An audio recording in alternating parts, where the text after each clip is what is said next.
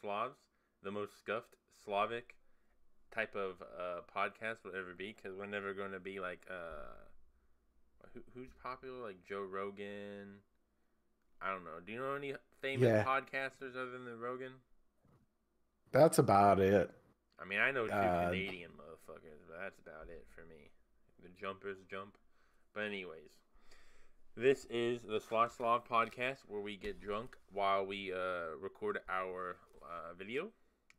We're going to be talking about interesting facts, the Polish spirits. We're going to be talking about how YouTube stunted our growth in real time. We're going to be talking about a theory of the Takeoff Migo rapper. Of course, rest in peace him. This is a theory we're talking about, but we ain't trying to, go against, I don't know, the moralities of death. We're going to be talking about how his name, in my opinion, was cursed. But we're going to end on a good note and talk about how camping is good for you. Okay, so in the video, not in the video, in this podcast, we're going to talk about the interesting facts. He has an interesting fact about Captain Morgan. Mine, of course, is about vodka. If you don't remember the last time, which I don't blame you, who's going to watch the first, second, third, fourth episode, who knows? But if you do, my last theory was about the most expensive vodka, which I think it was somewhere close to 1 billion. I forgot what his thing was, but I think it was still related to vodka. Was it? no, it was about the Heineken. I'm pretty sure it was On the Heineken bottles Heineken that, bottles that were made to be bricks, right? yeah, you could Okay. make houses out of them. They were like bricks. Yeah. Okay. So, for my interesting fact, May 9th, 1945, right? Time 1:10 a.m. A radio report comes in, right? Remember back in the day, they didn't have encryption for radio, so this was pretty poor, right? World War II time. Citizens hear a radio report. They fucking party. May 10th, 1945. Don't know the exact time this was announced, but that's the day the Soviet Union ran out of vodka.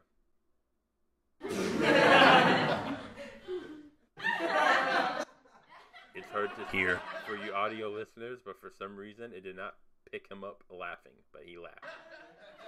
I'll just add a laugh track in there somewhere for the audio listeners. Okay, Ran out of vodka. they ran out of vodka. It's a shame. There was a report. Of course, this was horribly translated back in the day, and like I was probably looking it up at like 2 a.m. But there was apparently a report that says, "Oh, I'm glad I bought a bottle of vodka at like, 9 p.m. or something, before they all ran out." So it just goes to show that once those Yanceys capitulated for YouTube, I gotta censor myself. But when they capitulated, they partied really hard, and that's what Slavs like to do: party really hard. Yes. Oh yeah. So, what is your interesting fact today about the Captain Morgan? As for me, I'm going to be drinking Admiral Nelson and Coke Sherry Yeah. It today. looks like we're on the same page with the Spice Drum today. Some would say Admiral Nelson plays second fiddle to Morgan, but each their own. Uh, so I didn't know this before today, but Captain Morgan was a real person. He was actually a privateer, which is a fancy term for a pirate. So essentially, the British government approached Captain Morgan and said, "Hey, you need to go Spanish." They were at war at the time.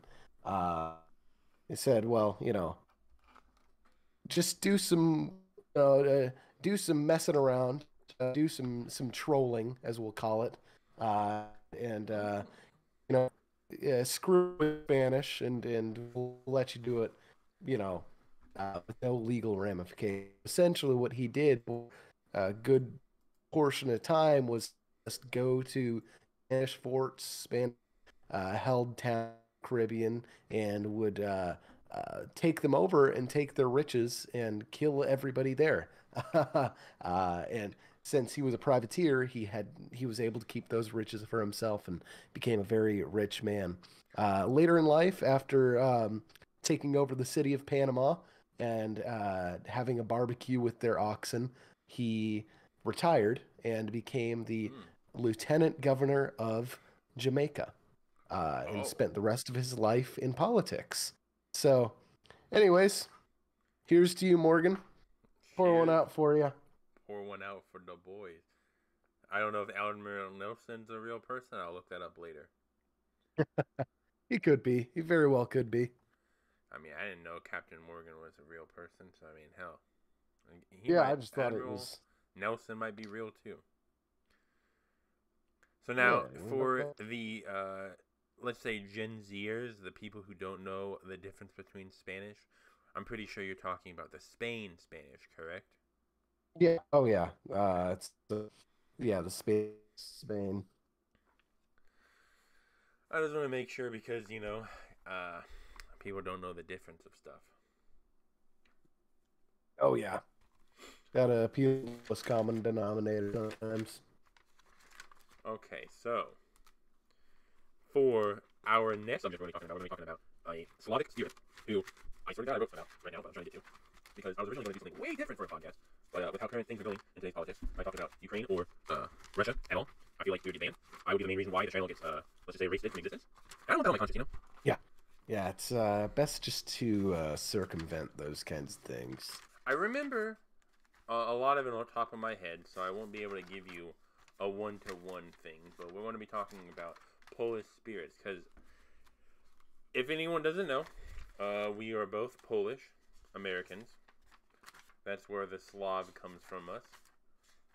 We recently, or at least I recently started embracing the fact that I was a Polish American probably this year or last year. So, I've just been looking into things that are very Polish, like the language, which I can't speak to save the life of me. I'm really trying. It's really tough. It's not easy, that's for sure. All right, I've so, just been what's up? I've just been, eating more kielbasa and uh, pierogi lately. That's how I've been embracing it. Oh, I also, we could take this out of the podcast, but low key, how were the potatoes? Did they grow? Oh, the potatoes, I need to take them out of the ground soon because it's starting to frost. So I have no Okay. clue. I haven't checked on them yet, Okay. Okay. but they are ready to take out of the ground. So I'll let you know soon. All right. So, while delving more into our culture, I guess you could say, I looked up some Polish slash Slavic spirits.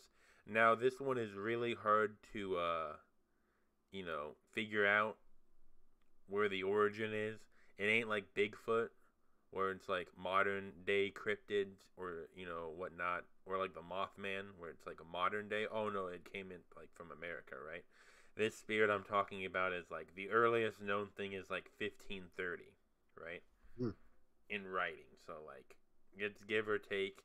Maybe it's maybe it's like Ukrainian Slavic, or maybe it's Polish Slavic, but this is also coming from the top of my head, so it's not going to be 100%. But I was delving through some like lore, I guess is the best way to say, or like mythology of Polish, and I came across a spirit that I really like. It's a really interesting spirit. It's called the Domovoy. Okay, and what it does, the real rough translation is it means the house spirit. So Oh, spirit. what it Sounds is like spooky. it's a house spirit, but it could be a friendly spirit. It just Mm. depends on what you do to it. So, like, from the top of my head that I remember is it really doesn't like when you're super loud all the time. It Okay. likes when like a house is like, calm. It's not in an uproar. There's no danger going on. They just like it when it's calm. And like if you're like noisy 24/7, that can anger the spirits, and what will happen in that house is like you'll notice things start moving on its own for like, you could just be there, sitting in your 1530 house with a big glass of vodka, or would they use like a wooden glass or whatever, wooden cup. And, in the corner of your eye, your pots and pans over here just go. When there was like no, and they do some clinks and clanks, and it ain't by a window or whatever. So maybe Mhm. there was a draft because they use probably like mud and brick, but still, it's kind of like okay, on a summer day when it's freaking not even that hot. I mean, not even that cold, and there's like no wind. So, but then, Yeah. how you can appease the spirit, because the spirit also has a big function too, right? If you want to get like utilitarian about it, so like it'll help you clean the house, or at least maintain the house so it doesn't get too dirty. If you give it cigarettes, or I think it's like a certain type of fruit, maybe some like cabbage or something, right? Not fruit, that's a vegetable. I Same meant like difference. to us Slavs it would be a freaking fruit at that point, but basically a certain type of fruit or some vegetables, and maybe like some like some like a good part of the meat, uh, it will be appeased, right, and it will help you. Or if you piss Uh, it off, you can. What's up? I was just about to say, it sounds like a mother. Yeah, it You does sound like a mother. yeah, it gets angry when you're loud and obnoxious, and it's happy. Uh, it's happiest when you food and cigarettes. And if it's real, you can convince it to clean the house. So So wow. the one problem with Domovoy, right, culture or whatnot, is this was made around the 1500s. So you know it could be a real spirit, as of course I am the conspiracy theorist and I believe in daemons and shit, jinns and all that. So maybe it could be real. The one problem that I have with it is, what about apartments? So the domovoi is each household, like what me or you are in, a household, Mhm. you know, not like an apartment. It's like, so does every apartment have a domovoi, or is that one whole place have a domovoi? So that's the only problem with the Slavic lore or Polish lore of that mythology creature. It's just like the apartments, they're a thing. Yeah, and the thing is, that would have been. I'm not quite so sure about Poland, but at least in like the more Anglican areas around that time, say Britain, England, up through Wales and all that. Yeah, they're more densely packed urban areas around that time. They were already living in apartment style thing. Very cheaply, poorly put together, albeit, but yeah, so maybe Poland didn't have that, kind of dense urban population. I'm not really too familiar with, you know, uh, 16th century Polish architecture, but yeah, or somewhere where like I am, it's a house, but I have neighbors upstairs because they at some point decided the house is a duplex and split the top and bottom. So, is there a monster that spreads out the whole house? Have our own, or did it split when they split the house? Yeah, who knows? So that's the only problem when it comes to the cryptid. There was a couple more cryptids that I tried researching more about, but like literally the Domovoi has like Five Nights at Freddy lore, right? That's like what everybody knows. You don't know the game, but like the Domovoi comparison has like Kingdom Hearts lore.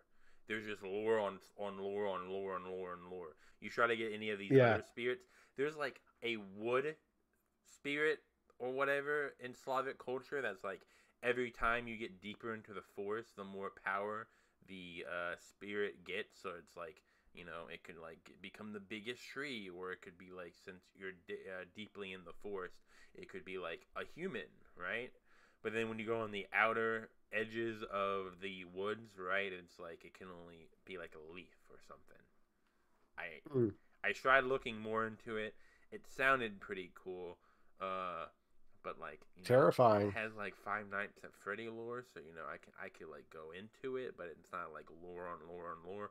I guess for a more relevant source for you, it's like Five Nights at Freddy lore is pretty big, right? But then it's like the Lord of the Rings or the Game of Thrones lore. There's just way more lore into it. So the Dama Boy just has lore on lore on lore. So. Mm-hmm. All right. So, do you got anything you want to bring into the podcast? We're only 16 minutes in. I thought this would be at least 30 minutes so far, but I don't know. I didn't really prepare. It looked like you had a good list, so I was like, yeah, let's just go right at that.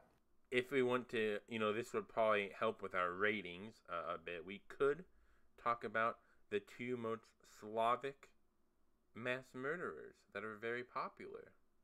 Sure, and if we need more time, I did think of something that we can throw in, but yeah, let's do the mass murderers thing. That sounds cool. All right, so for both of these, right? Like I said earlier in the podcast, or maybe I didn't record it, but we shouldn't talk about Ukraine and Russia, but we will. But we're going to be respectful about it, okay? I got both Ukrainian and a Russian. So for the Russian bots out there, no, I'm not a bias with Ukraine. And to all the Ukrainians out there, no, I don't have the bias for Russia. All right, I looked up top 2, top 3 most mass murderers that are Slavic origin. So I'm just saying. We got Andrei Chikatilo. All right, I'm probably saying that wrong. This guy is a Ukrainian, and how he is, let's just say, a mass murderer is kind of messed up. Alright? So, the time zone, again, is around like 1940, 1945-ish, right? So World War II.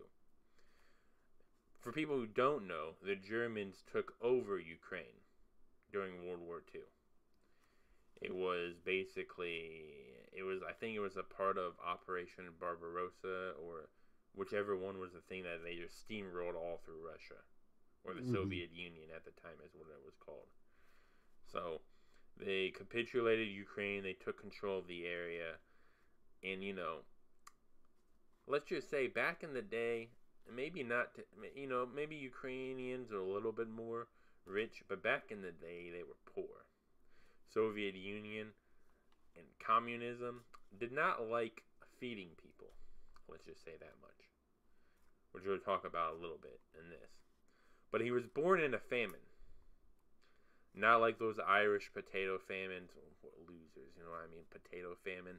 Imagine running whole society off of a potato. Anyway, it's not jokes. Yeah. But, he had an older brother, right? Who was named Stefan. Right? But this was at a time during a famine, right? So he was kidnapped. The police later found out that he was, or maybe not the police, I think it was speculated that he was eaten. He never came back. Oh. So, So his older brother eaten. Yeah. Which was, really messed up. Yeah, that's like some trail kind of shit. My gosh. I mean, these were Slavic people too, so they probably said, "Oh, what happened to my brother? Oh, he got eaten or whatever." Yeah, sprinkle it with some sauerkraut. It'll be fine. Side of potatoes. So it's like, so rest in peace, Stefan. That was his name. So they were farmers, right? the family of Andre Chikatilo, but Yeah. it was weird. They had a farm of big land, right? But the area that they lived, they had a small plot, maybe like I forget what it was, but maybe like a half of an acre or a full acre of land that they could use to feed themselves with. Yeah, that's barely subsistence farming, especially for the thing is Slavic. A lot of Slavic nations, Ukraine in particular, uh, especially yeah, in certain parts of Ukraine, not all of Ukraine, but certain parts, um, value having children. Like, see having multiple children as like a sign of good luck and good fortune, and like it's a good thing to have a lot of kids. I've got a good friend from work. He was born in Ukraine. He is one of 11 children. He's Oh, got five older brothers, or not five older brothers, five older siblings and five younger siblings. And then he himself has five children. Uh, so, oh, he yeah, break out. Fuck. they put out, and the thing is now imagine having between 5 and 11 children and, um, feeding them all on half an acre of land, or maybe an acre if you're lucky. That's Yeah. almost It's probably why they have so many. Is not all of them make booze. So, if you had here's the thing: if only half kids survive to adulthood, if you have 10 of them, then you at least have five adult kids for you in your old age. So, I don't know what I wrote. I'm just gonna be honest with you. I'm going through like notes that are 4 months, 5 months old because that's the last time we did a Slosh Slav podcast, right? I said a child in forbidden man occupation, whatever that means. It was very yeah, important for me to write. I'm guessing. apparently, I'm guessing maybe back in the day when you're like 4 or 5 years old, they don't like when kids work, but I don't think so because labor laws didn't exist until America was like, slavery is bad, and also making children work is bad. So yeah, I agree with both those statements. But I will say again, from not from any like hard concrete facts, but from what I've heard from my Ukrainian friend at work is that the other reason they had so many children is because children can do work, whether yeah, it be basic housework or once they get a little older, say upwards of 7, 8 years old, they can do some work in the fields or milk the cows or whatever. They can do pretty basic farming work. On an update, I am now pivoting. Captain Morgan had that a little rum to some St. Elmo's cherry vanilla infused bourbon.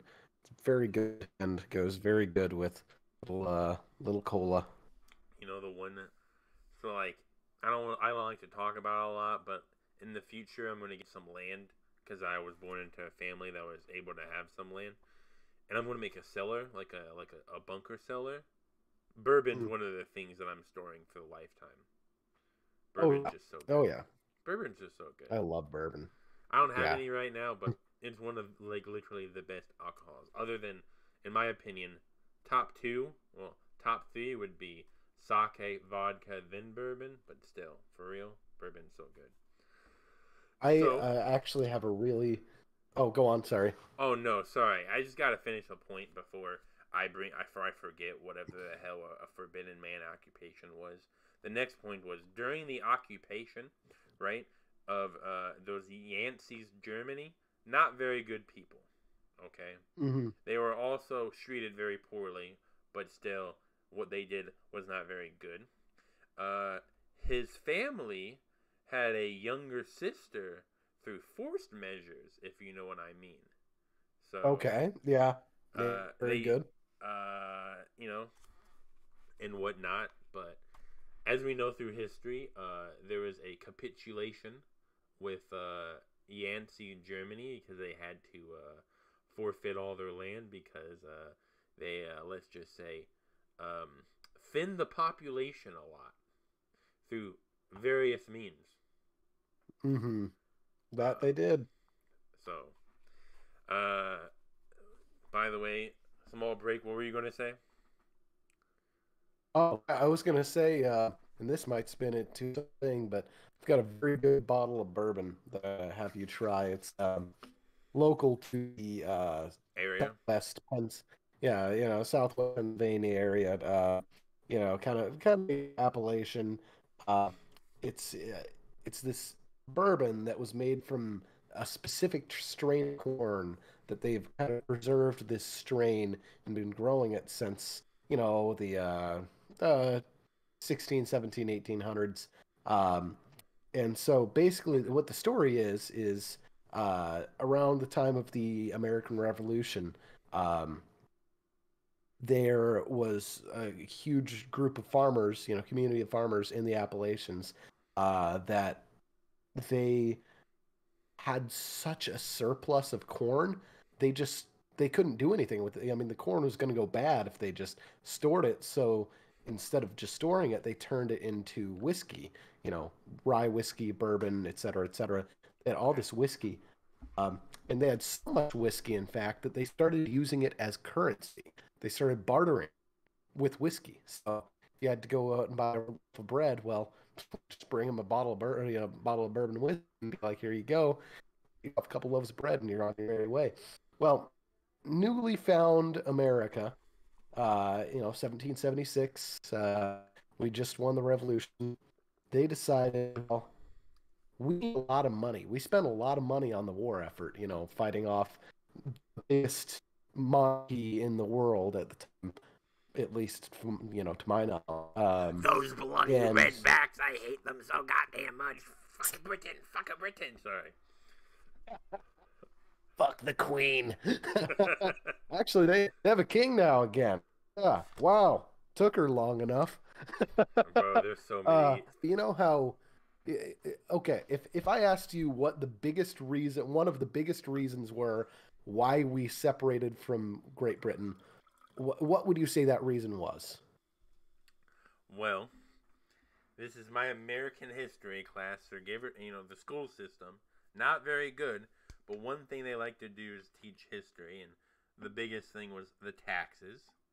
Uh, Yes, you got it right on the nose there. Taxes. Well, what do you do when you spent a whole bunch of money on a war effort and now you need to make that money back? you steal it. So you start taxing. Well, not a whole lot of money going around in New America. It's a lot of disjointed farming and, few industrial sectors, but not much. Right. Early America was kind of a tame place, especially compared to what it is. Um, but you see this very wealthy uh, sector of farmer in the Appalachians bartering whiskey. What do? Mm. You You tax the whiskey. tax the. Oh. Yeah, you tax the whiskey. So the United States government told these farmers, "Oh, we're going to start taxing your whiskey." After just fighting this revolution, that wasn't going to happen. So Yeah. they formed their own militia, essentially. I don't know if you could call it really a militia, but they had an uprising that has gone down in history as the Whiskey Rebellion. They fought against the United States government because they didn't want their whiskey to be taxed. And so the distillery here has preserved the strain of corn that they made their whiskey with and still makes whiskey with it today.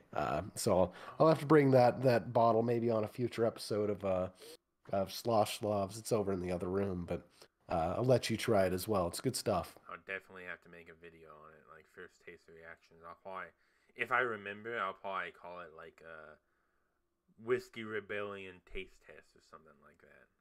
Yeah, That's something I would. yeah.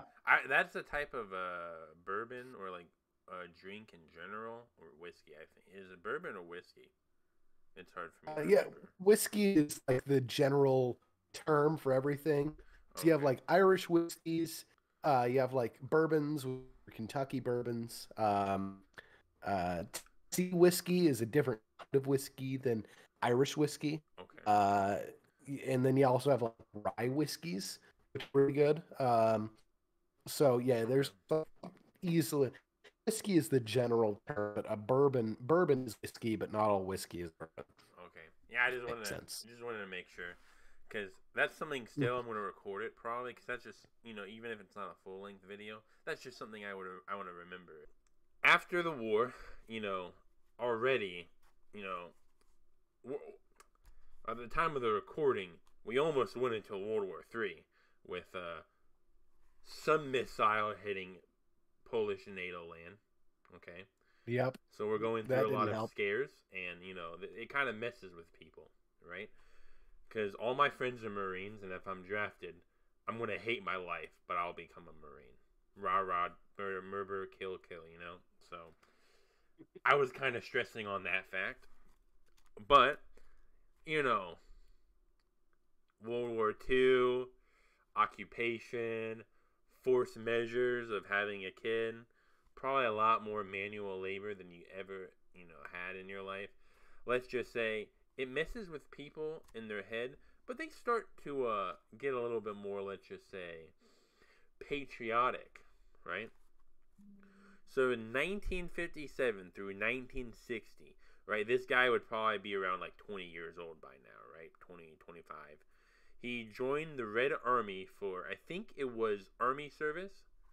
That's the why it says Red Army. You know, you could use Red Army as a general term, but I think even back in the day they had like a Navy. Not 100% sure, but Yeah, this is still the Andre, right? After the yeah, famine and Andre. all that. Yeah. Yeah, so So he still, he survived the famine in Ukraine, and then right. Ukraine got taken over by the Soviet Union. So now he's joining the Soviet army, basically. Yeah. Okay, So the reason okay, I'm why following. we're talking about this guy is because there's a Ukrainian, and the Yeah, next guy we're talking about is a Russian.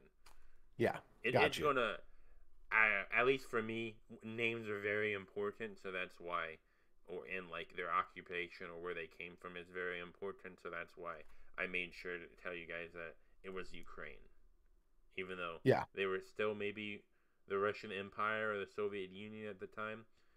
it's It's modern just day Ukraine. it was You know, modern day Ukraine. Yeah. yeah, So for like I think it was like maybe 13 years, right? Maybe 10, 11 years, nothing, right?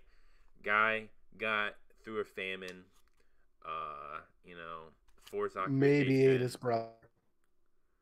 you know, I'm just saying like the first recorded, how do I word this for YouTube? Let's just say um assault not on the rifle, but on the human thing, if you know what I'm talking about. For YouTube, I gotta like censor it a little bit. A little bit. He was in the pool, and he saw, let's just say, it would be legal in Japan, but not in Ukraine, right? Type of girl, Oh, okay. and did that to her, right? Just out of nowhere. It was just like gear turn. He did that. Like it just snapped. Yeah. No discipline at all, right? Wow. No discipline. So he didn't That's even get something. like a year, or and this is Soviet Not even a Union slap time. on the wrist. Not even a slap on the wrist. He didn't You, get sent to the gulag. yeah, I was about to say, you'd think you'd be sent to the gulag for an action like that, but maybe they just thought, oh, this was a one-time occurrence. It's okay. It's fine. It's whatever. You have to be a repeat offender to get punished for yeah, well, I won't, yeah. Repeat offender he was. The amount of messed up things he did was so bad that I had to. If you want to look it up yourself, you can.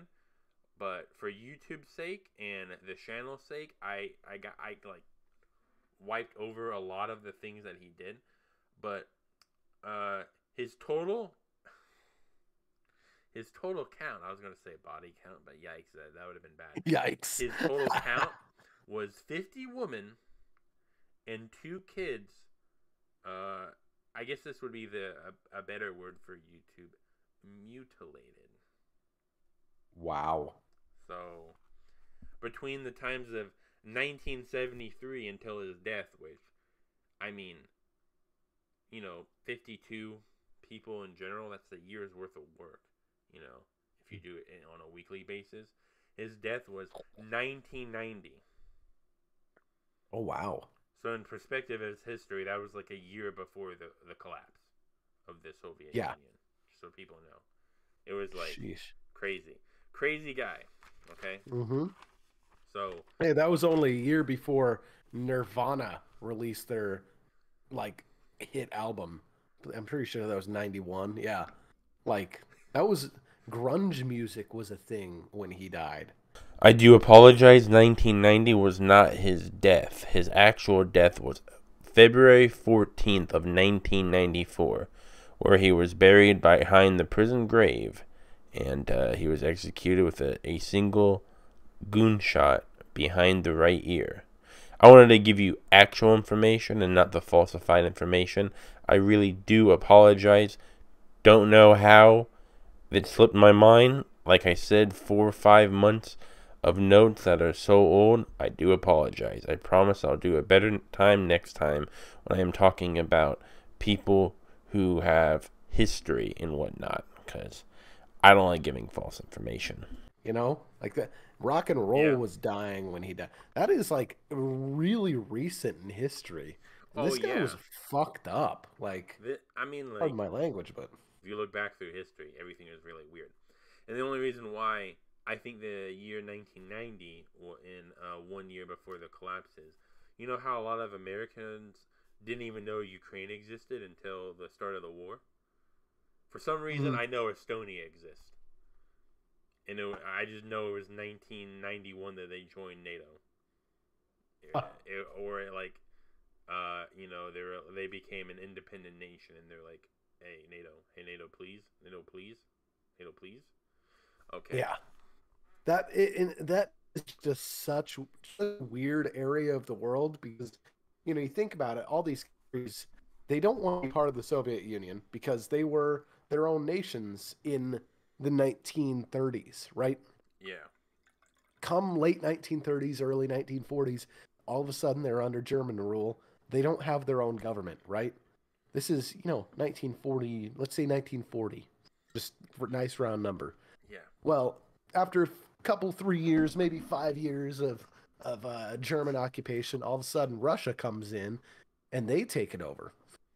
Okay, well, 1940, 1991, let's say 1941 to 1991. That's 50 years without your own centralized government. Yeah. So, countries like Estonia, Ukraine, all everywhere like around Bosnia and all those countries like that, um, they didn't have their own for 50 years. You know, uh, I would suffice to say that most of the adults in the age slash politician age adults, people who are making real decisions back when real government, they are long gone at this point.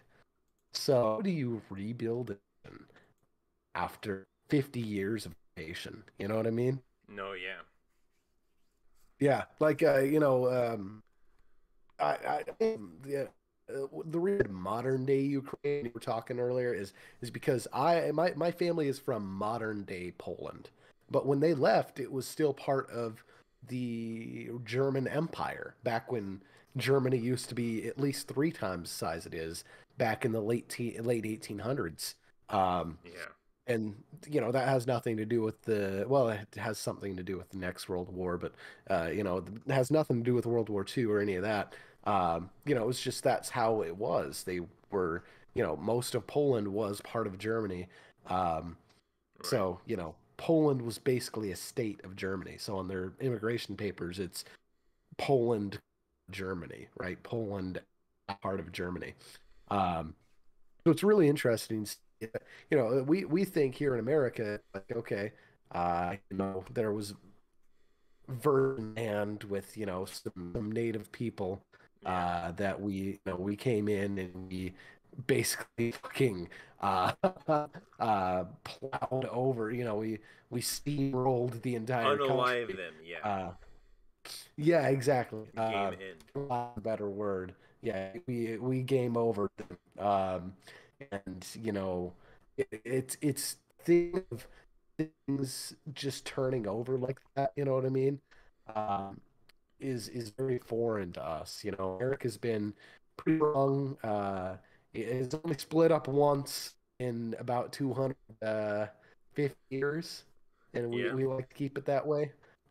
Well, It's interesting really fact. foreign to us thinking about that. Anyways, the next one is clearly Russian, right? He was born September 17th, 2009.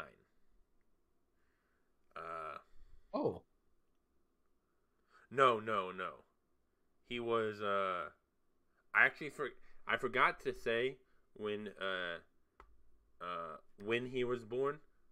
Technically was still born in the USSR. I think he said like 1989 or 1990 is when he was born, right? So still very technically late the in the USSR. USSR. Yeah, gotcha. Still technically the USSR. But Mhm. in September 17th, 2009, right? This is a shoe Slav. He worked in a vegetable garden at an early age, so he's a good Gotcha. hard worker, right? But since he's a good hard worker, you know what he is? Very, very traditional. 17th, 2009, right? So at this time, I think he would probably be like 18, which I think in Russia you can be 18 and drink. He offered a man to stay the night at his place. Not any sexual reasons, because he's, traditional. But let's just say, Yeah, but you can crash at my place kind of thing, basically. let's just say, he likes to use the hammer and a sickle in a literal sense. Oh, And the guy didn't see another time of the day because he got game ending. They were both drunk, by the way, or at least the guy was drunk. And I think the story went that he had to do an interview close to his house for like a job or something. So, uh, he called himself Rambo because of the yeah, the actions that he movies. does, and he liked to I don't know game if that's a end title men's I'd want to have. with alcoholics slash homeless. So I didn't mention, but the 60-year-old guy was doing a job interview back in the day. Not 100% with like modern day history, but apparently getting a job in the Soviet Union was pretty tough. But everyone gets a job, or if you don't get a job, you get fed. But it's like if you have a job, you get fed a lot better. Hmm. So there's people at bars that are about to go in for an interview and whatnot, and he's like, "Oh yeah, dude, you need a place to stay," and let's just say hammer and sickle them. Most he didn't use a sickle, but he used a lot of hammers and knives, right? Yikes. So, I mean, Close enough. close enough. And history of all of his victims, I feel really bad for. Getting stabbed. I've cut myself sharpening my own katanas. I know I sound like a fat weeaboo when I say that, but it happens, right? I It, I it have stabbed my on one hand. I was opening a package with a pocket knife. I like that knife. It's got my initials engraved on it. But anyways, stabbed myself right in the finger, yeah. down through my cuticle, through the part that grows out of, through the cuticle, right down into like that first knuckle right there. A real deep stab. And yeah, it actually didn't hurt all that bad. It was a nice sharp knife, so it just kind of sliced right through like butter. Mhm. And it bled a lot, but I never got stitches, and my nail grows a little weird. But Oh, yeah, getting stabbed, I can't imagine getting stabbed more than just like that little a little accent, you know half what I inch. mean? Yeah, So, exactly. um, so he could have done this for a while, right? But as we know, Mhm. Soviet Union. I know I'm gonna get comments if I ever blow up. Oh, Soviet Union they were a rich country. Listen, They weren't a rich country. Yeah. Fuck off. There's a Anyways, reason. There's a reason the other side won the Cold War. I digress. he got caught breaking and entering a hardware store and stealing. I think Mm. the article that I read, granted this was translated very poorly, and it was from Russian translation, so give or take, I don't know. But I think he said he went in there for the money, because apparently maybe the store had some money. I think maybe he stole like a hammer or something, because hammer and knife deal. But who knows? Um, so I don't know if it was cameras. I'm pretty sure it was cameras, but they somehow identified the man. Alexander. Actually, I didn't even say his name. I'm talking about Alexander Bychkov. So Bishokov is my best way of saying it.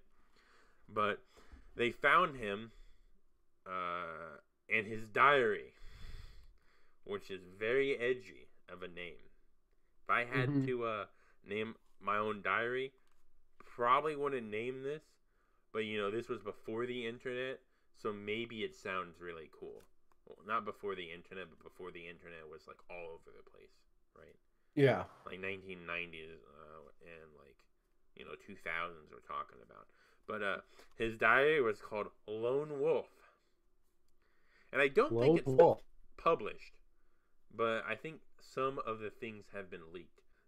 11 people. Excuse me. He game ended 11 people, and I don't know how that's the most prolific Russian, let's just say, game ender. Maybe Russia doesn't want to talk about a lot of game enders or something. Yeah, I was about to say, without releasing the information. even though he wasn't holding the hammer and sickle, let's say, Stalin caused a lot more game overs than 11. That's for sure. I think it was more on the magnitude of, let's say, more than the Holocaust. Yeah. Yeah. So. Chairman Mao was more though, believe it or not. Oh, that's a fun. I could do a whole video on that, but that would get us canceled. He confirmed 9. There was 9 confirmed of them. So he said 11. I think it was 11 in the book, but there's only been 9 confirmed. And at the time, 5 months ago, I wrote this. He was still in prison. Wagner Group.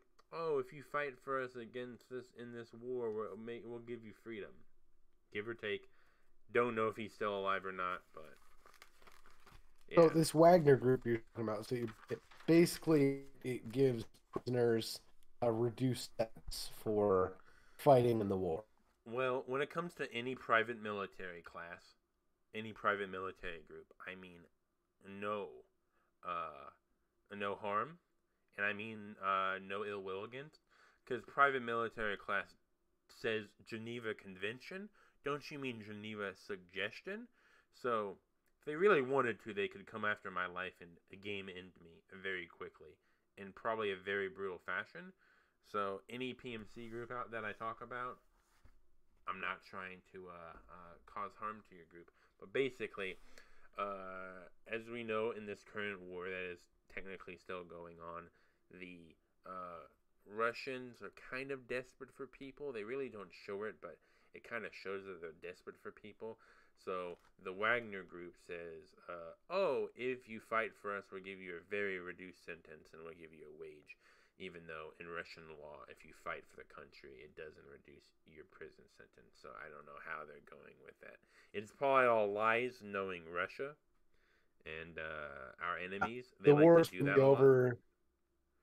Once the war ends, they're going to send him to prison. I'm sure, but especially if it's a militia that's promising. I mean, like when you say military, you basically mean like Weather from Grand Theft Auto. Like military for hire.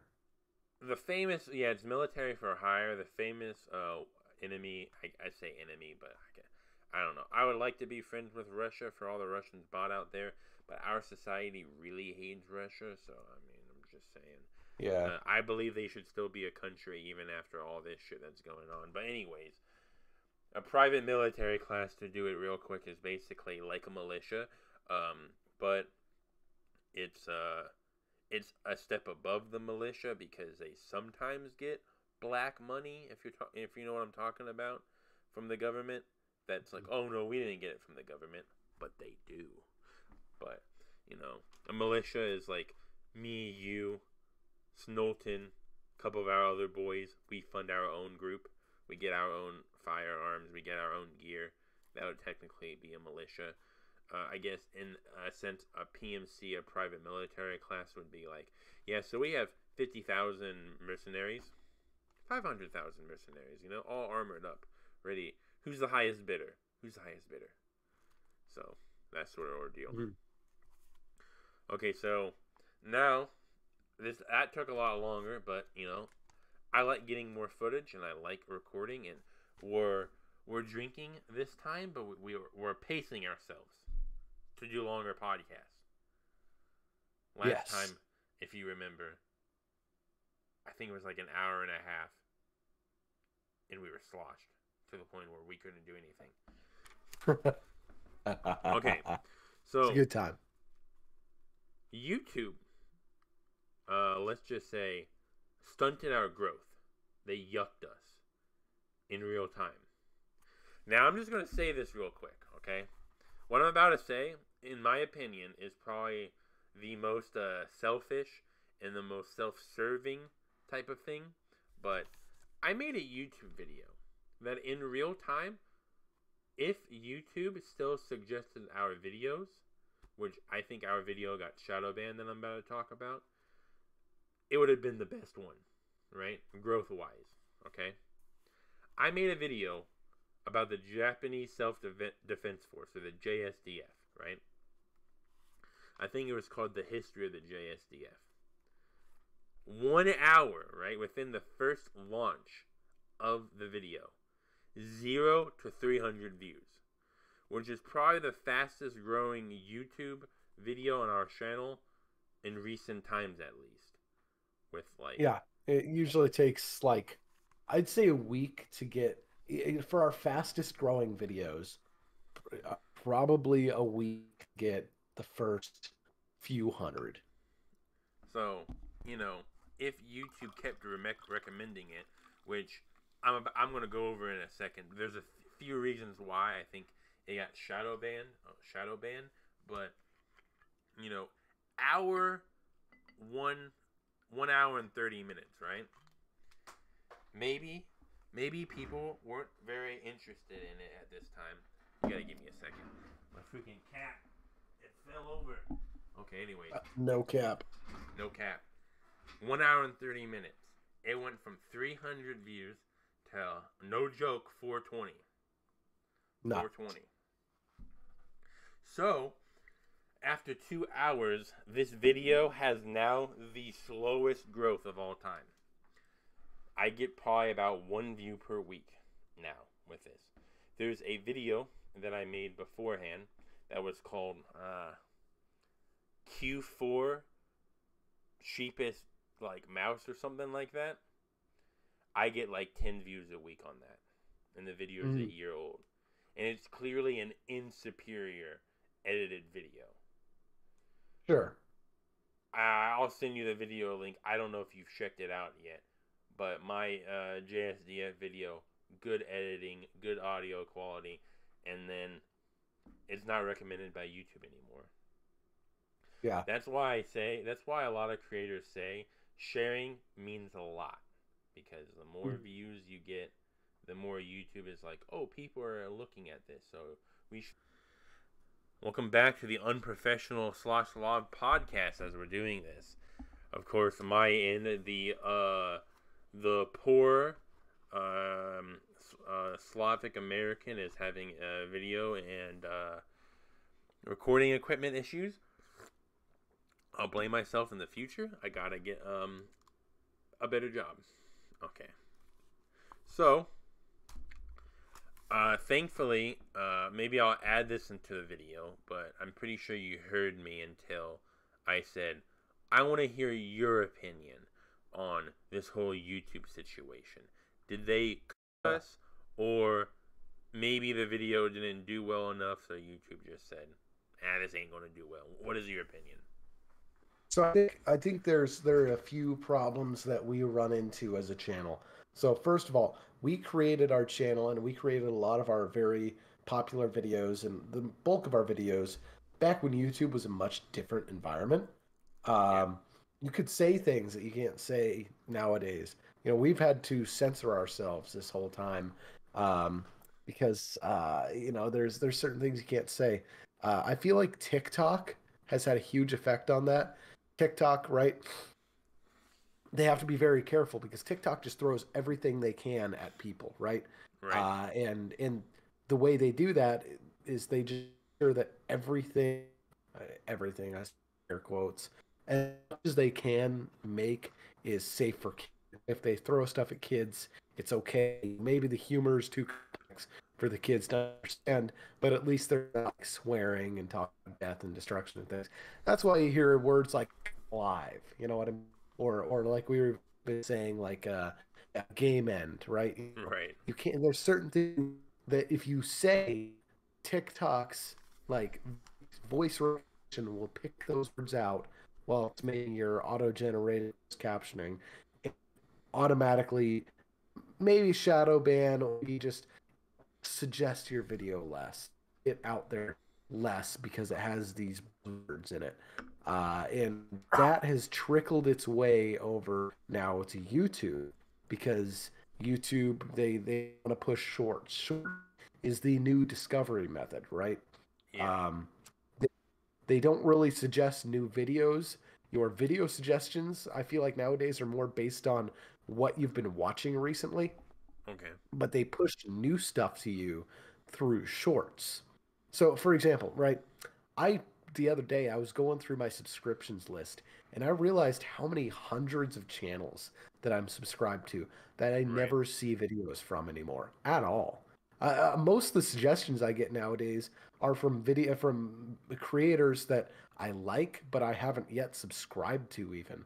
So most of the suggestions I'm getting anymore are from people I'm not even subscribed to. Subscriptions if you're not even getting suggested their videos.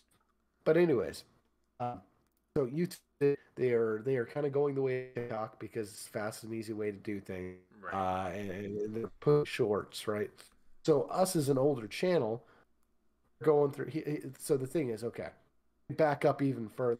My old channel, right? Killer 360. Oh Um, God. Fuck. all of those videos. Yeah, this was when I was in middle school. All of those videos are Wait a minute. privated. They are, Okay. Sorry, I just need to make sure my microphone was working. I'm sorry. I can hear you all right.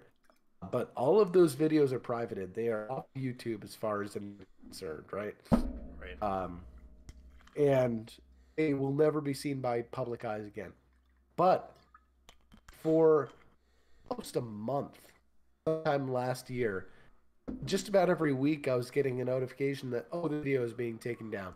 Oh, this video is being, prevented from, or it's being, it's being demonetized, even though that channel has never been demonetized. But, or, oh, you have a strike against your channel for this video. It's like, YouTube, these videos are privated. They why are you even looking at these? Why are you spending the time? And the answer is because they have bots that crawl through your videos, whether they're private or not. They can be public, they can be private, unlisted. They crawl through the videos. They look for buzzwords, right? Yeah. They look for anything, that could be related to terrorism, death, destruction, war, profanities, nudity, anything like that. And even if it's tangentially related, Okay. like, here's the thing. We can talk about driving people, right? Right. And that to YouTube is just as bad as Jake Paul going to the unaliving forest, the self-unaliving forest in Japan, and showing a hanging from a tree. Uh, Yeah. doesn't differentiate from those. Um, and so a lot of our older videos, I feel like are kind of bogged down. But the thing is, implication is we cannot take those videos down. Those are a bulk of content, right? Right. B, they are a bulk of our watch and viewer basis. You know what I mean? Yeah. There's videos that we have that we 6, maybe even 7 years ago now that are still bringing in hundreds of views a week. And Yeah. getting rid of those would be almost a death sentence for Detrimental. the Yeah. channel. Yeah. So I think that's one problem, right? Is we kind of get flagged a little more frequently for unprofessional or unliked behavior. Thing number two with that is just I don't know. So it's hard to say, but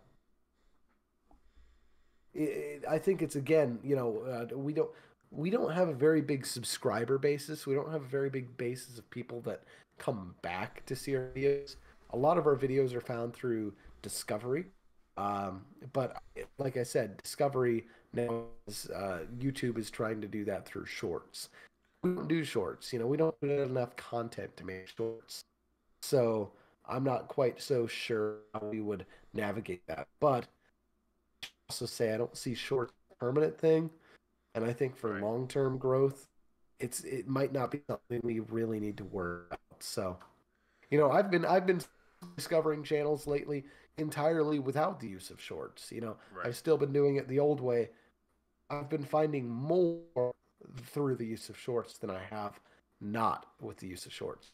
It gets complicated. It gets real sticky. But Well, yeah, it you know, gets real complicated because I don't know if I told you this, but I made one short, right? It was like, yeah, technically I a saw that. short is 15 seconds or whatever, but to me, a short is like under a minute, right? I talked about this Yes. Yu-Gi-Oh card in short to wrap it up. I got like 800 views on it. It's very fucking weird, bro. Sorry for my language. Hmm. I'm gonna edit it out, of course. But it's like 800 views, and I was like, bro, should we be doing shorts, bro? They push shorts so much. And the thing is, too, it's also the younger generation that's starting to watch the videos. So, back when we pushed out a lot of videos, I think I pushed out two a week or one a week, and you were pushing out one or two a week for about a year there, back Right, in 2015 or 16. Um, Biggest viewer basis between the ages of 18 and 25, right? right, It weighed our 13 to 18, viewer, which was the age we're in. Most people watching our videos were between the 18 to 25 base. Well, I feel like the 18 to 25 base nowadays, their subscription, not subscription, their attention span and the things they are for are completely different. I understand. Like sometimes I go on YouTube and I watch shorts, on the toilet or whatever, right? I don't really want to commit to watch a 20-minute or a minute video essay. There's right, kind of a big divide right now between short, which are seconds to a minute, roughly. right. Uh, there's a big divide between that and essays because what the limit is now. It used to be 10 minutes, but I feel like it's 15 now to have mid-roll ads, right? It's actually So lower, but go on. is it lower now? It's 8 minutes. Yeah, 8 minutes. But I feel like the average length of a video that I will see on my suggestions or whatever average length of a video I would suffice is between 12 and 15 minutes. At least that's what I see in my personal suggestions and subscriptions. Yeah, So there's almost nothing eyes between there's very few videos that lie between that 15-second to a one range and the 12 and beyond minute range, like 12 to 20-minute range. There's this huge divide in there. So unless you're either of those sweet spots above and below, 1 minute and 10 minutes, you're kind of in this zone that YouTube doesn't really like because they take a whole lot of money off your video, but right. also can't really push it to a whole lot of people because it's too long for a lot of the viewer base days to really pay to. Well, yeah, I will give it the benefit of the doubt. I think my problem is I've been trying to work on my I'm just gonna leave it off with whatever you want to say after what I say, just so the whole podcast isn't about our channel, so people are like, "Oh, these guys only care about our views and whatnot." But one thing I'll say is, I think the problem that I have with the videos, I'm really trying to work on my thumbnail game, because that's like a whole thing we could talk about in another podcast, how important thumbnails are. But I will say, in the video, the guy is holding an HK416 or a Sumi Type 20, which I don't know which one it is, but it is a firearm. So I will give him the benefit of the doubt that, since it has a firearm, YouTube probably doesn't like it. But what is weird is what is weird is that I have a firearm channel and their shorts do really well. I got a video of an AK and it has like 800 views in the first like 9 months. So it's give or take. It is weird, but yeah. Yeah, it's one of those things weird. Like if you specialize in, they're like 100% for it. I definitely watch channels that are like it's not wartime history, or like it pushed these shorts that are like all about firearms. I don't really watch them, but I find them interesting here and there. And those videos all have a lot of views, thousand, tens of thousands, hundreds of thousands. I wouldn't say, but in that range, and tens to hundreds of thousands. These are very popular creators. That's the other thing is kind of finding your niche, right? YouTube likes to push creators to do one thing. You know what I mean? Yeah, that's the problem with our channel. That's why channels like Nile Red, you know what I mean? He just does chemistry. That's why his channel. I won't say that's why. He's a very good creator, good at what he does, entertaining to watch. But he does one thing, and that's chemistry. And he's done that one thing for 7 or 8 years, I'd say, give or take. Right. And for 7, 8, or 8 years, he has been the guy for chemistry YouTube. And I'm not a chemist by any means. Right. Excuse my language. I'm not a chemist by any means, but I still watch his videos. He's entertaining. He does one thing, it continues to show up in the feed, and he continues to be a part of the internet zeitgeist. You know what I mean by that? If you see meme compilations, you know what I mean? Like, continues to be like, yeah, continues to kind of like his content or content related to him will continue to be in that because he's inserted himself into the zeitgeist by kind of doing this one, being the guy, and YouTube keep testing him because they like one act, you know what I mean? Yeah, same thing with like Linus Tips, PewDiePie. They all kind of do the same thing over again, and YouTube loves that. That is very true. Now, we love to talk about our channel because that's what humans love to do. We like to talk about things that we have done. But love to talk about ourselves.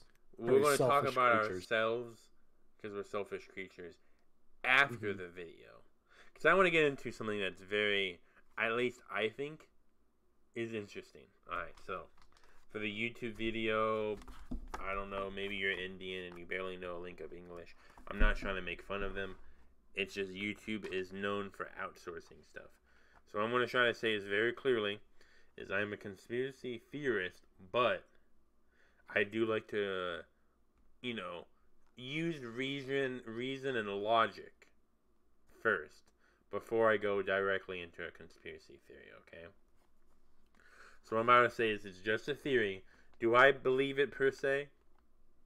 A lot of coincidences, but I only say because how ruthless the music industry is, that it is real, but I'm going to give it the benefit of the doubt that it is not real, okay? So, I talked a little bit before this video recording so he could understand what I'm talking about, but there's the take off Migos theory, and to me it is 100% interesting, okay? So the first thing I noted, right, is Do you think, like, in a short answer, do you think consecutive numbers are weird? Or do you think they're just coincidences? I think they're when I see numbers like if I see a sequence of numbers that are supposed to be random, some sort of order, I find that weird. Okay. So, police call, right? Someone called the police at 2:34 a.m., right? Now, I just want to say consecutive numbers are weird. I believe it's a coincidence, right? That part is a coincidence. But 234, the first number we're going to talk about that's going to come up is 1, right? So it's 1, 2, 3, 4. Kind of weird. I'm going to give it the benefit of the doubt that it just happened, right? There's a guy named Takeoff in the Migos like group. He dies November 1st, right? 111. Okay? That's gonna matter a lot soon, okay? He's in a video called Messy, right? And in the beginning of the video, he wakes up from a dream and he says, yo, well, probably his name. I think it was Take. And he says, what? Bro, I had a weird dream. It was messy. Right? That part is very important, right? I'm going to keep repeating that part because it was messy, right? And then let's just go over it.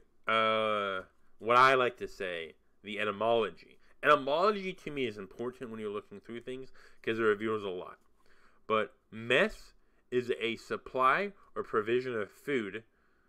So it's like meaning it's a communal eating place, especially military. But when you think about the military eating stuff, like this, let's just say on the battlefield, right? What is it? Dirty. What's the synonym for dirty?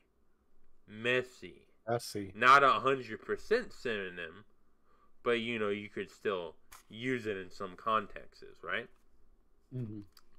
What does the word E? So mess is the first etymology, and then E is the next one. Means a full or characterized by, right? So you're characterizing fully or just a little bit from what I got from it, right? And then I scrolled through the one. E has like a lot of definitions, and then go to the music video, right? The music video, not the song. The music video, right? On one, I forget what the two dots are. Do you know what they're called? The colon. The colon. 1:11, right? Takeoff is doing a gambling scene, right? His death on the day of November 1st, right? 11:1. But on the music video, 1:11, they're gambling. Yes. Okay. Yep, they're gambling. They're gambling. But how did Takeoff die? Do you know? No, I actually don't. He died by a firearm shooting while they were gambling. Oh. I'm just saying, dude. Coincidences are weird. And in the music video, right? In the music video, it was, I think it was Takeoff. Maybe it was the other guy. I'm not 100% sure. I don't listen to rap that much. But the guy had a pistol firearm next to it and said, Migos contract. And how this all comes together is people have been noticing since Juice WRLD, when people aren't doing so well on their record labels and not making enough money, they start to die off. And I don't remember 100%, but I remember the recent single Takeoff did before he died. I think it was like 330-ish K, which isn't a lot for a 69-cent song or whatever, right? Mm-hmm. Like, the volume is good, but the price isn't good. So a lot of people are saying that the music industry, that Migos wasn't making enough for the music industry. But what a lot of people bring up is, why are they showing us this? Well, you can get into many routes. You can go the Satnick route. You could go the money route. You can go with the even more off the wall route. But the route I'll go is more of the money route, saying that, hey, you want to be a musician? We could sign you a deal, but you better make us the money. Mm-hmm. I'm just saying. Yeah. What are your thoughts on this takeoff theory? I will go on the record and say that I am not much of a conspiracy theorist, but I will say this. I agree with the money thing. I think that in a lot of industries, movie, music especially, these celebrity stars have really good agents. They settle them into really good contracts with record labels, movie studios, etc. Right? Um, and there are a few ways to get out of contracts, but essentially what these contracts mean is that so long as the star or the rapper, the singer, the musician, the actor, actress, whatever, as long as they're putting out stuff, they get paid, right? Right. Not sometimes they'll have clauses saying like if the movie doesn't make enough money, then we don't pay you as much or whatever. But I feel like for the most part, it's you sign this contract, you make some stuff, we pay you money. Um, Music, if you it's here's the thing, movies have like cultish followings. Right. The biggest example right now in modern current history is like the current phase of Marvel movies, right? Okay. So Marvel was a powerhouse from 2008 to 2019 when Endgame came out. The letters reigning over the industry. After Endgame, they petered off, right? Right. They're still trying to build the hype. They still have this huge fan base that they need to, please. But they're not putting like they used to. You know what I mean? Like, Right. people are still going to see these movies. Are still, for the most part, turning off it, despite not being as good as their contemporaries. Well, music is not the same way. You know what I mean? Music is not as in your face as Hollywood movies. You know, who go and see Marvel movies just because they are Marvel movies. No other reason. Music, on the other hand, at least for me, if an artist I like comes out with a new album, I will wait until somebody else suggests it to me. You know what I mean? Yeah. Like, I enjoy Migos' music, but I will not go listen to a new album from them or a new single or whatever until somebody says, "Hey, that's a good song," or "It's a really good album. You should check it out." Because I'm just not. I feel like this is true for a lot of people. I mean, I don't want to project my own opinions onto the general populace, but you're I going don't to think. project your own opinions. Yeah, I get But it. I am exactly. But I don't think. I think if you could cooperate with this, I think this could be true for you as well. There's always everybody has their own route of music discovery, but regardless, new music comes out, people aren't clamoring for it.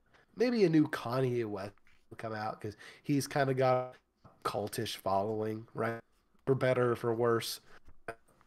Okay. If you were, if you're a Juice World, if you're Migos, take off of Migos doing whatever, and you're on a con and you're putting music and it's not doing, you've got a company, a record label or that has agreed to pay $3 million per number of sales, or $3 million, or $3 million, or whatever. They've accepted to give you X% of their profit from, or sorry for the burp there.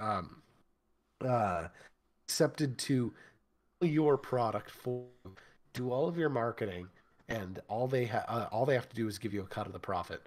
Well, here's the thing: the record labels own.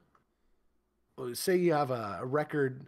Say Migos is all their music is sold and produced through Columbia Studios. I'm not sure if it is, but Columbia is a fairly large, or at least was at a time, a fairly large record label. They also do movies and things like that. But Columbia, let's say it's Columbia Records. All right. Takeoff isn't doing so well, right? Right. Uh, you're paying him a whole bunch of money for the rights to all the music he's written. Or Juice WRLD, paid a whole bunch of money. You're paying a bunch of money to him for the music he's written, and he keeps putting out music. And every time he puts out music, you have to pay him. You have to pay him. You know, his agent, getting money from you to, and you've got this powerhouse, right? Juice WRLD had great songs, right, early in his career that people listen to today. I'm sorry if I'm rambling. I'm going to keep going. I do it way more than you think, but go on. Yeah. So Juice WRLD's got great songs. Columbia owns the rights to those. I don't know if it's Columbia. I'm just saying that it's a general term. Record label X owns songs. Okay. They have to keep paying them for songs that don't do so well. They don't turn a profit, but they're still turning up from the old stuff. They've already bought and paid for that. They don't need to pay any more money for that. They already own it. They can just keep selling it. So what do you do when they keep taking money from you? They're milking money from you, basically. At least that's how it feels. They're not doing a whole lot. They're just kind of pulling on the udders to get more music. Their music is pulling on the udders to get a little more money. Right. You off them. You know what I mean? You get them out of the contract in a way that is beneficial to you. I'm not saying that's what happens. I would hope that's not what happens. I feel like I'm saying that's what happens. Yeah, I would hope the human race.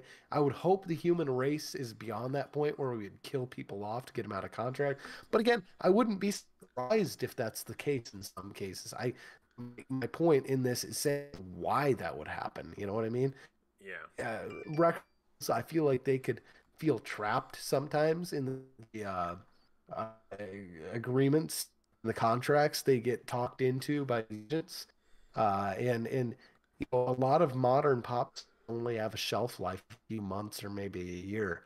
And if their contract is longer than that, then there's only a few ways to get out of a contract. So I digress. But everyone can confine in the logical, reasonable analysis of. I think we call each other the Toxicity Logan. Sorry, the alcohol is starting to get to me. That's why I have not drank a little bit since you've been talking. But Toxicity Logan is the more, I would say, logical, down to earth guy.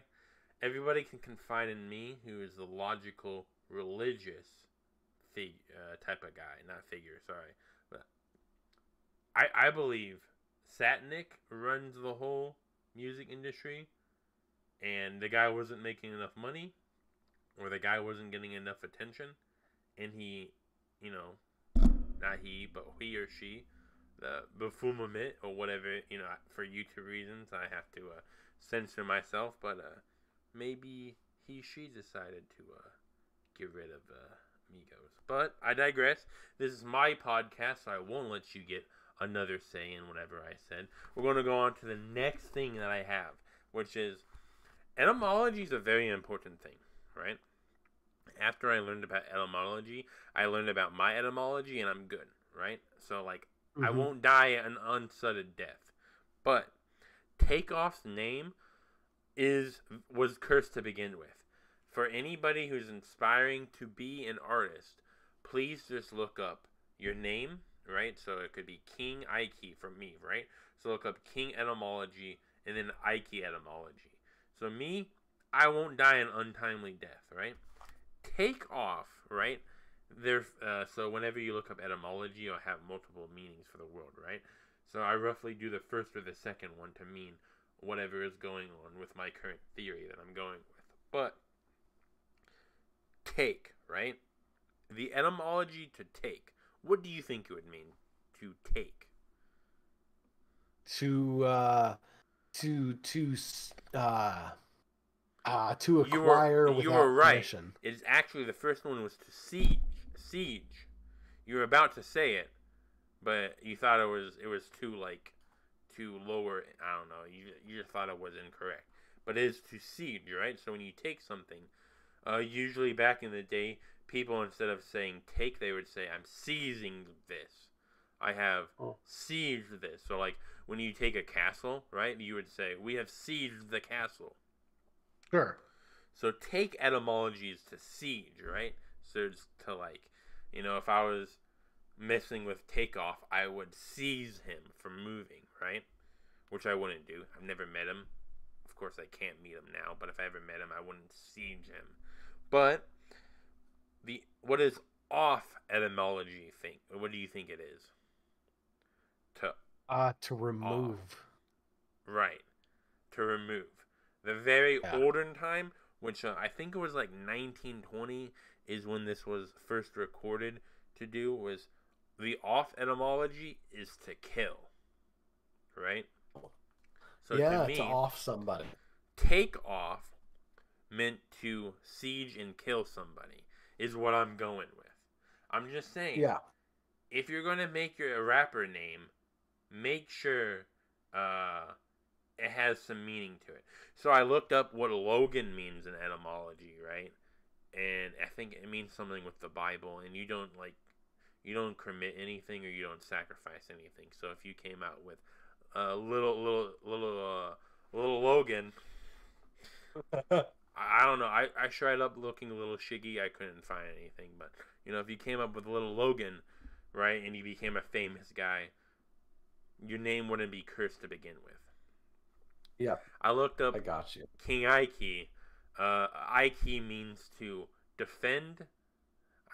So Aiki is a very old practice called Aikido in Japan, which means to defend, and I think Do means yourself.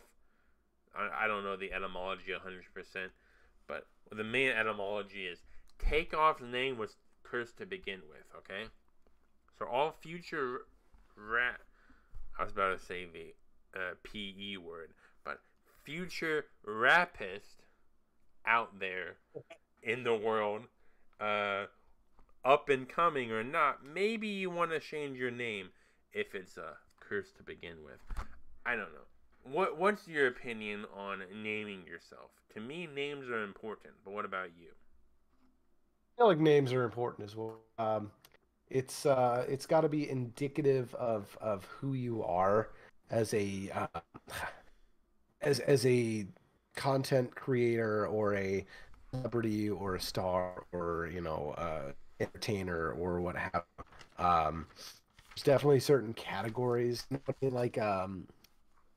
like a king or young or little or things like that. Those automatically they kind of speak to being, like a rapper or a younger artist or Right. somebody more in the pop realm, right?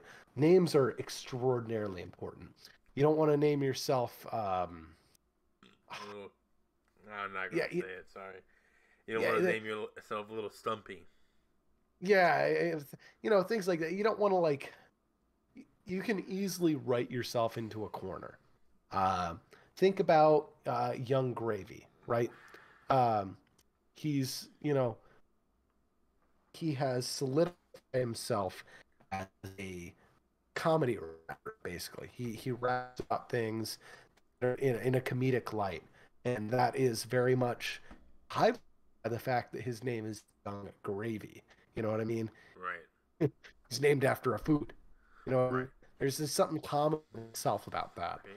Um, and it would be very weird if his name was Yogi, yet he rapped about very depressing, terrible, real life things. I mean, if he was a very serious rapper, it just wouldn't fit, right? Right. So you have to be very careful. Talked about Captain Morgan being a real guy and him messing with the Spanish. And then I forget where you said he became a farmer for the rest of his life. I think it was Jamaica. Politician. He became a politician in Jamaica for the rest of his life. As for me, I talked about the Soviet Union running out of alcohol, specifically vodka, which is like a horrible, horrible thing for us Slavs. It's to run out of vodka. And then we talked about the Polish spirits. We talked about YouTube yucking us because they decided to change their algorithm a little bit to fit more shorts. We talked about Takeoff recently and the etymology of Takeoff, why his name was cursed to begin with. But on a good note, let's end with camping. So I got a little camping story for you guys. It was a very good camp. Good camp we had going on. It was 2 days.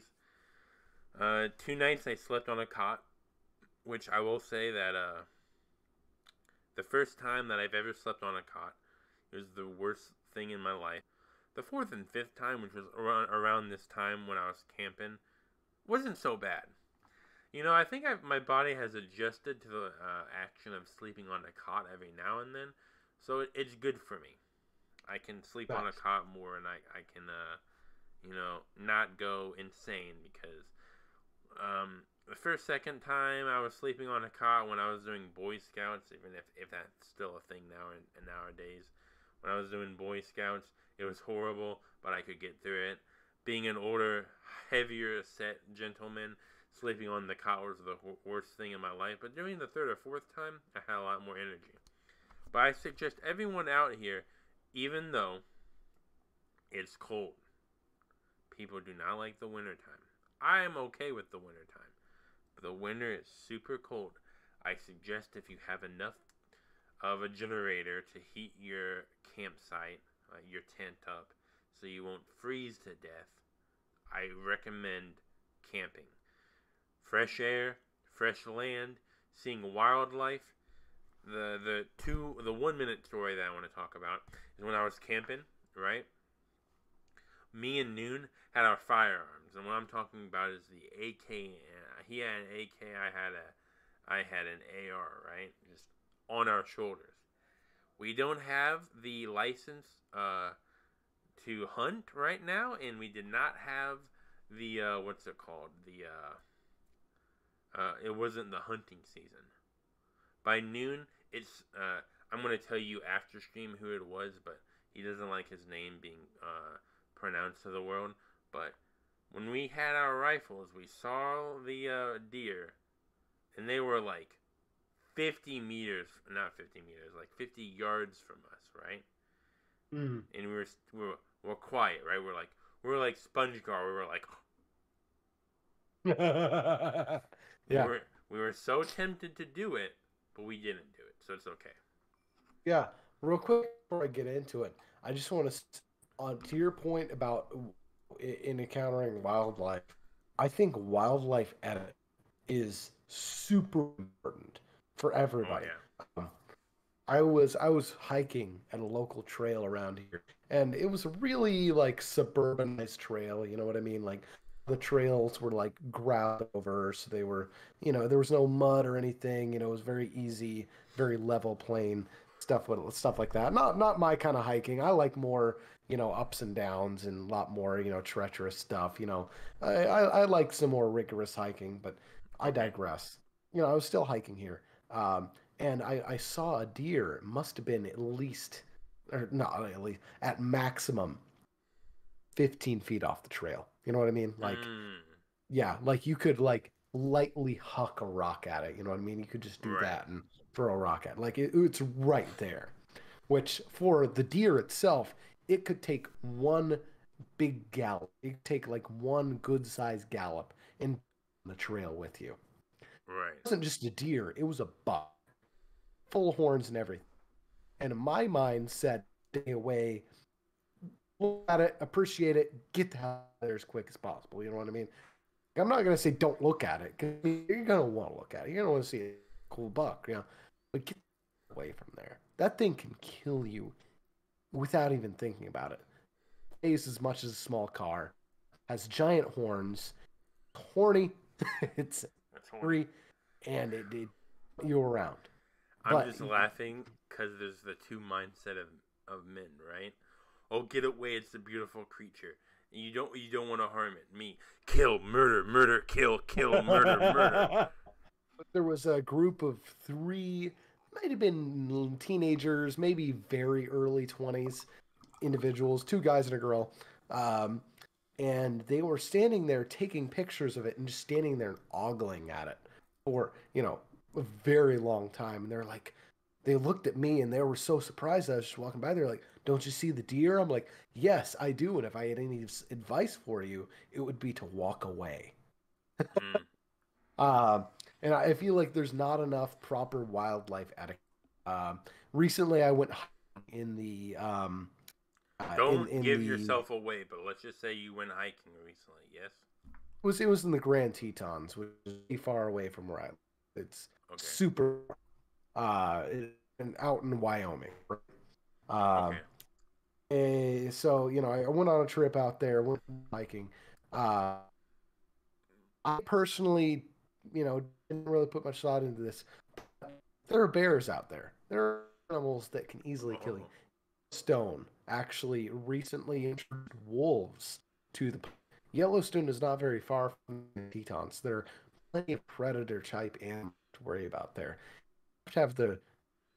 I don't think I'll get into any camping stories specifically, but more hiking. So just seeing what the threats are in your area and how to best avoid those can make or break a trip. It can turn, "Oh, I saw a bear," into, "Oh yeah, rest in peace, I was killed by a bear," really quickly. So just before you go anywhere outside, please, if you're listening to this, I beg you, research a little bit, know what to do in the case of, when you see any animal you might see on the trail, whether that be snakes, any sort of reptile, bugs, Right. scorpions, bears, wolves, deer, buck, elk, etc. Just know what to do, know how to be smart, know how to get out of the situation, and know what your backup plan is if you are ever attacked. And that's all I have to say.